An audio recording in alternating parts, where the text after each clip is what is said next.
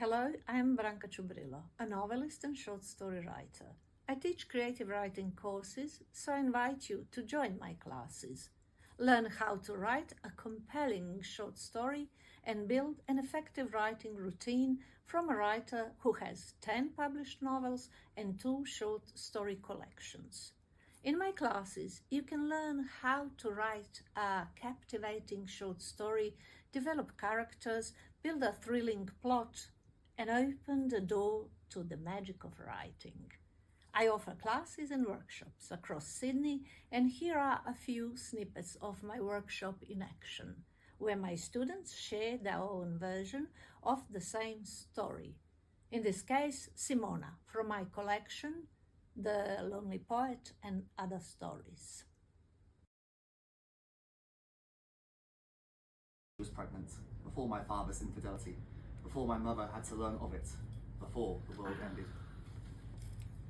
When my mother stopped crying, when the tide of tears turned and went out, she found an absence where my father used to be.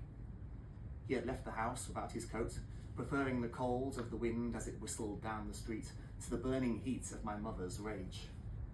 Years later, I read how Shakespeare famously put it, "Hell hath no fury like a woman scorned." But not even the ninth circle of hell, to borrow from Dante this time, could muster the fury my mother had demonstrated. Back then, things were different. It was normal for the woman to stay home, to keep house, while the man ventured out into the world and made provision for that house and for everyone in it. And with this, the conventional wisdom went, came a license to cheat those traditional foundations, which the man fought so hard to maintain. Across town, cosily lounging on the pink duvet which Juan had gifted her, Simona imagined how the family scene was unfolding. She adored Otto, so expected he would not be too displeased to eventually learn they would become family, but not so naive to not appreciate his boyish gaze, which betrayed his almost adolescent yearnings. She was half his father's age after all. She had held her mother's dying advice like a good luck charm which never left her body and attached to her subconscious thoughts even when she did not actively acknowledge it. Simona, her mother had murmured moments before her death, "Find yourself a wealthy man, a kind family man, but older, so you may have a second life, comfortable afterwards, and this is when you look for love." Simona wondered what her dear mother would think of the unadvised plot twist, finding a still married man and then falling pregnant to him. Back at Casa de Familia, Maria, Otto's mother, had scripted a sordid story which was playing on repeat in her head, and at each loop rose her temperature like a kettle still on the boil and screeching to be relieved. She had welcomed Simona into their family home for Sunday family lunches on so many occasions. When had it started? How could she not have noticed? How could she have been so naive, so generous, so oblivious? Despite her threats to Juan to never return, she lacked the energy to believe her own words. This man had been her love, her rock, for over 20 years. It felt as though her chest had been wrenched open, red raw. Exhausted, a blanket of despair followed by sadness slowly laid over her, like a fog settling into a valley. She closed her eyes in fatigue before she could notice Otto peering through the crack in the door. Simon is an intruder and grabs his fork from the table and says, "Please leave my house. We have nothing of value here. I will not call the police if you go now."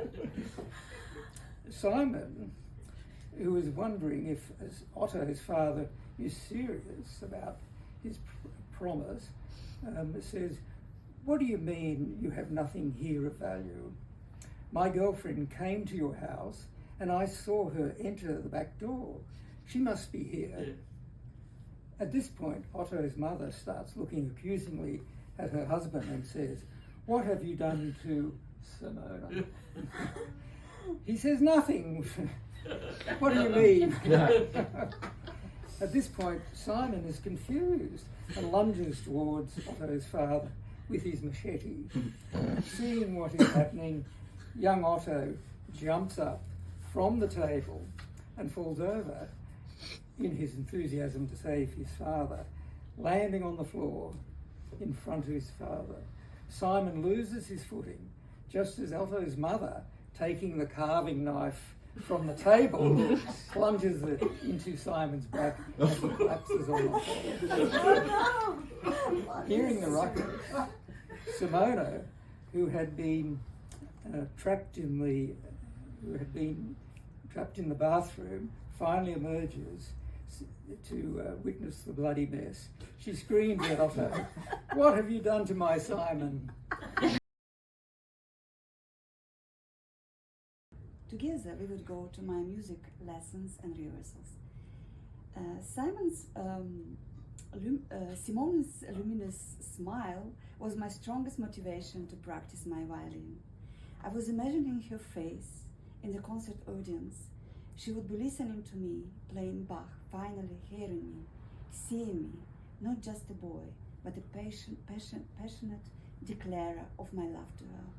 I was in a hurry to grow up, but I was too late, it seemed.